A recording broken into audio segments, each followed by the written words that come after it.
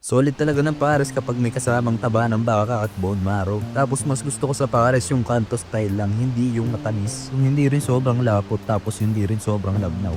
Sakto lang. Kaya tara simulan na natin magluto boy. Meron ako ditong kanto at bulalo. Papakuloan ko lang muna yun sa tubig at asin. Tapos pag lumabas na yung scam tatanggalin ko at tatakpan ulit. Tapos naglagay na ako ng luya, sibuyas, onion leaves, tapos bawang, sibot, star anise, soy sauce, oyster sauce, beef cubes, paminta, tapos brown sugar. Tapos pinakuloan ko na ulit hanggang sa lumambot na talaga yung karne. Tapos palaputan nyo ng cornstarch slurry. Depende na sa inyo kung gaano kalapot yung gusto nyo. Munti ko na makalimutan nung iniwa ko nga pala yung karne at binalik ko, hindi ko na sinama yung bone marrow kasi matutunaw lang yan. Binalik ko lang siya nung kakain na ako para mapainitan. Tapos ayun na boy, meron na akong homemade pares na malaman. Tapos may konting taba. Meron na ring bone marrow na may enjoy ko sa bahay.